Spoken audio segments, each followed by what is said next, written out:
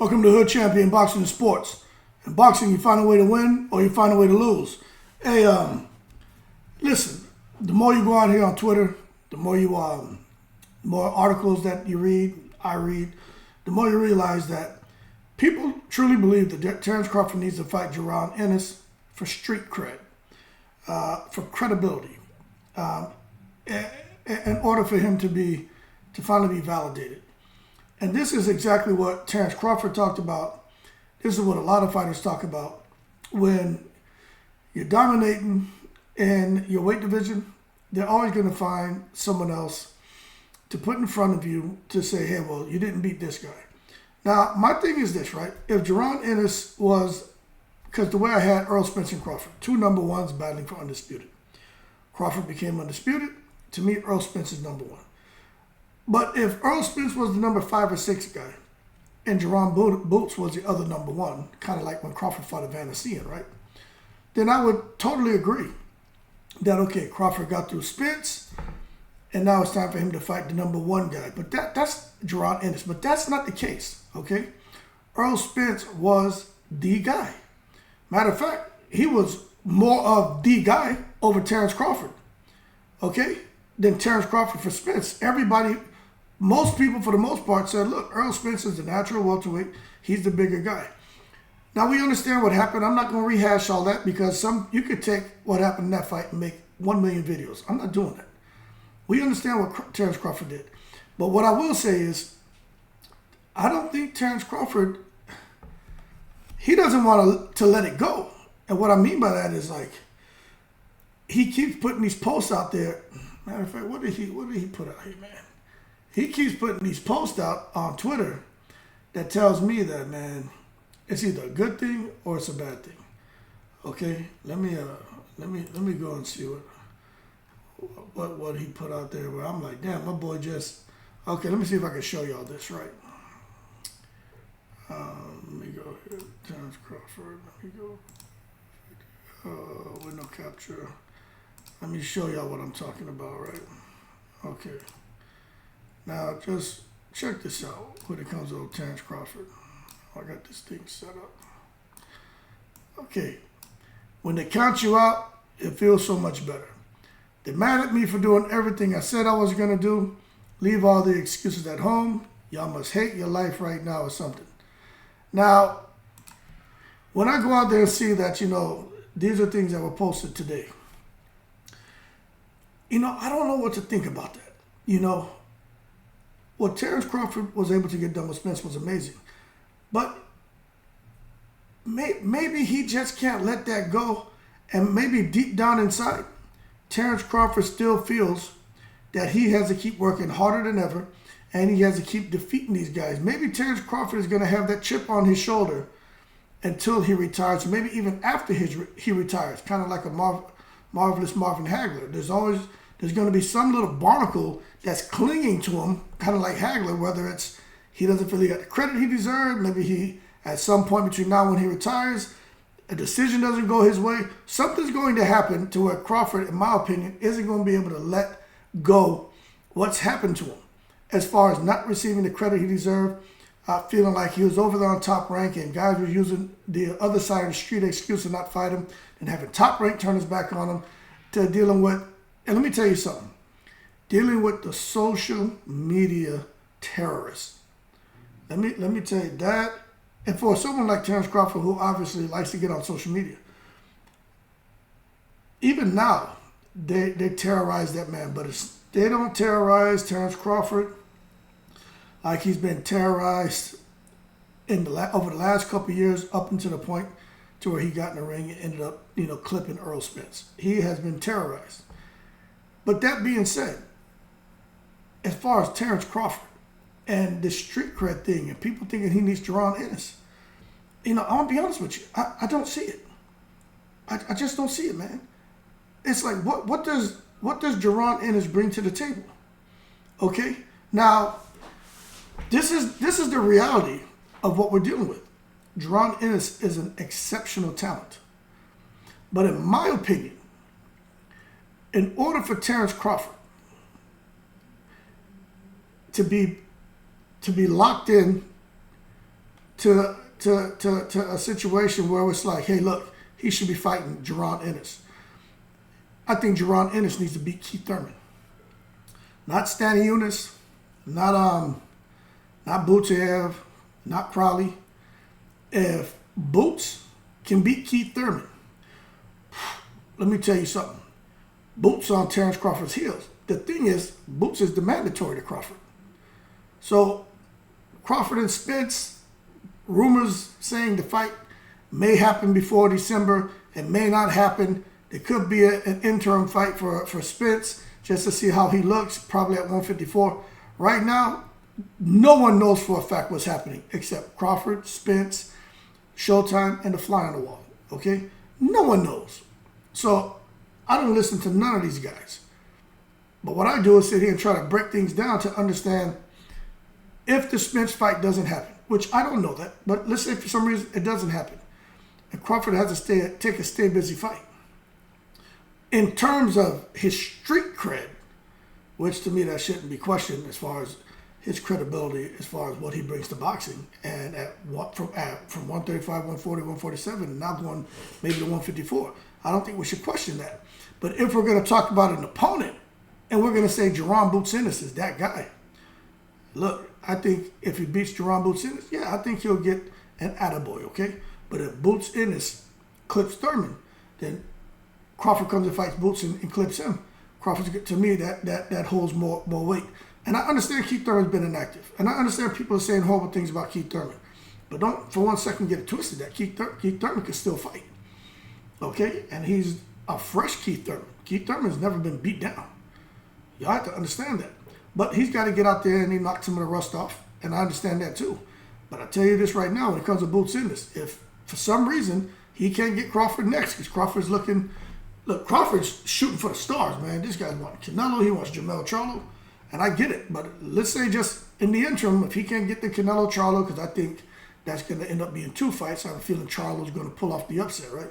Charlo's going to go out there, he may clip Canelo, right? So that's off the table for Terence Crawford. As far as Crawford and Spence, if Spence doesn't want to fight him, that's off the table for Crawford. And if for some reason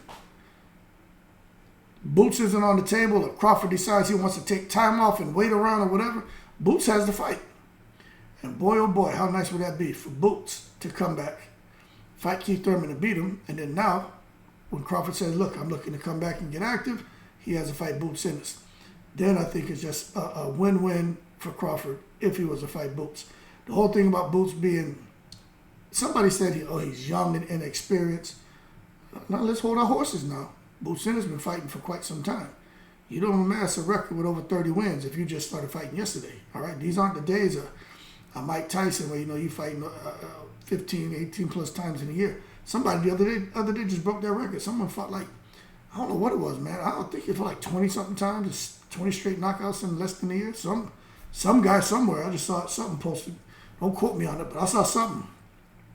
But that being said, with Terence Crawford, man, I just wonder, man, if the years of just being attacked, raked against the coals, I wonder if that's really taking a toll on this man mentally, because he doesn't seem to be able to break lock with all of the harassment, and doesn't seem to have really been able to accept that the win and be just able to say, you know what, I defeated Spence, and now I'm in a peaceful state of mind. He doesn't have peace, man, and that's crazy to me.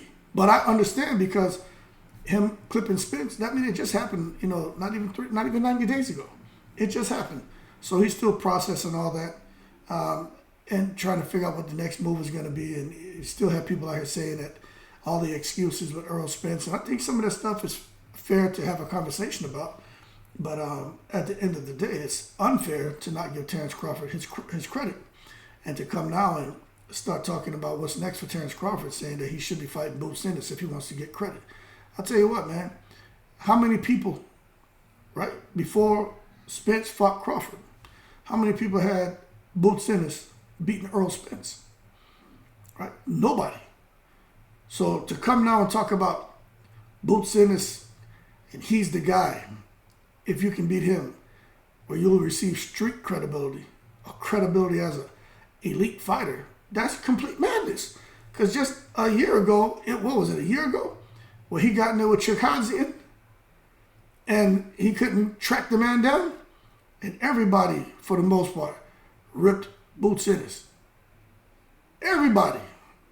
And then now he comes back and he has a good fight against Roman Villa. And now all of a sudden he's the man to beat now. Come on now.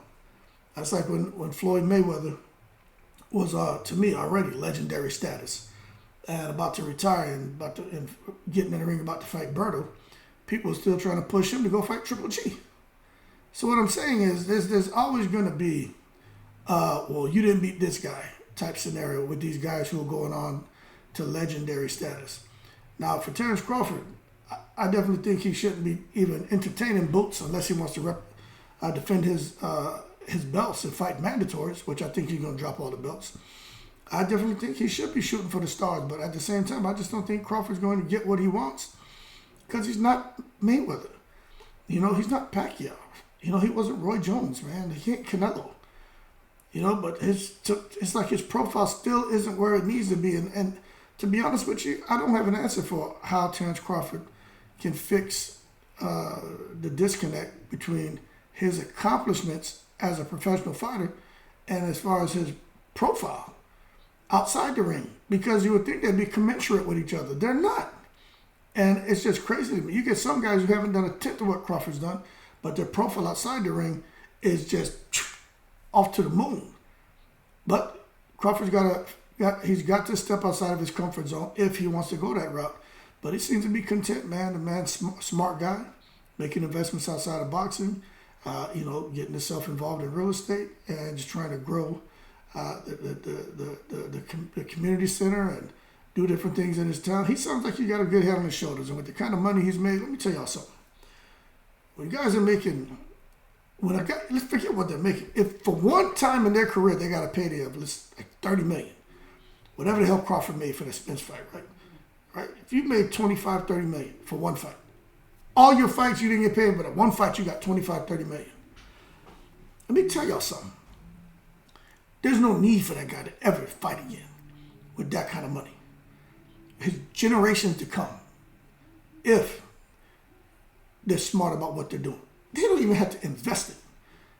They can just leave it in some little account that's going to give you a guaranteed return of 3 to 5%, and just live off the interest for generations to come.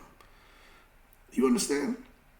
So as far as street cred and him fighting Boots Ennis, let me tell you something. There are really two people for Crawford to fight, in my opinion.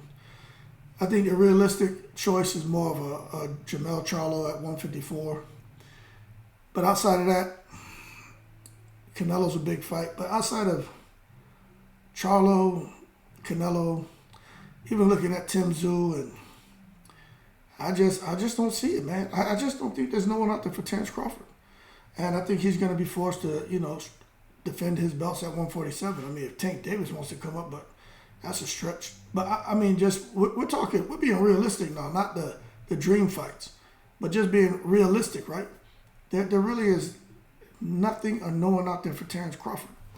Now, I'm going to tell you this, right? Terence Crawford is a guy who, unfortunately, needs the right dancing partner to make really good money. When I say really good money, I'm talking about the 8-figure paydays, you know. He got it with, what's his name, Earl Spence. Who else can he get that with? If he fights Gervonta Davis, he'll get it again. But as far as who he can fight right now, he ain't going to get that with Boots, I don't think. Thurman, he may get maybe he can get a $10, $15 million payday. I don't know. I doubt it. Unless he goes out there, you know, and gets back on that circuit with that connection he's got over there in the Middle East.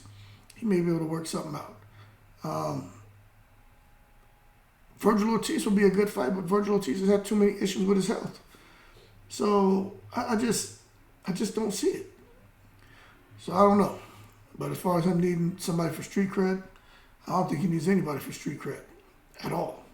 I think Crawford's done enough. I just think there's people out there who just, what the young boys say, hating on him. I think they're just hating on that man. But at the end of the day, he did everything he said he was going to do. And I think, like he said, people should leave the excuses at home. But he doesn't need no damn Jaron boots in it. It's a good scrap. We'll enjoy it. But for the kind of money he wants, the legacy-defining fights he wants, Boots Ennis is not the answer right now. But Boots Ennis is heading that direction to where he can become a legacy fight for Crawford and can be the fight to give Crawford street cred. But I think it's going to take time unless he says, I'm not worried about being a mandatory right now. Let me fight Keith Thurman, kind of get my profile up. You understand? And then, boom, go in there and fight Crawford because none of those guys have beat Keith Thurman except Pacquiao. And that was a close fight. But none of those guys have beat Keith Thurman. And I've always said this. I don't know why Spence doesn't go at Keith Thurman. I don't know why Crawford doesn't go at him. Danny Garcia couldn't beat him. Sean Porter couldn't beat him. And I understand his inactivity, missing in action. Somebody should go and clip Keith Thurman. That's a nice feather in the cap. But they won't do it. Why? Some people say because Keith Thurman doesn't bring anything to the table anymore. Some people say Keith Thurman is just a gatekeeper. But some people say because Keith Thurman is a real threat. And I tend to think that a little bit of all that factors into why nobody's facing Keith Thurman right now. But I tell you what, once one of these bozos wake up and get it in their head that this is an opportunity, they should try to make it work. But I understand Keith Thurman wants real money for a fight, and that complicates things to a whole nother layer of taking it to the stupid. That being said, y'all keep cool. This whole thing about Crawford and credibility and street cred and fighting boots and, man, it's always going to be something when it comes to a guy like Terrence Crawford, man. Always. Till this day, people talk about Mayweather being a runner. I saw something the other day, somebody was talking about De La Hoya was scared of fighters. Yo, come on. Let's just hold our horses and stop taking it to the stupid. Anyway, man, y'all keep cool. Shout out to the veterans. I'm in the breeze.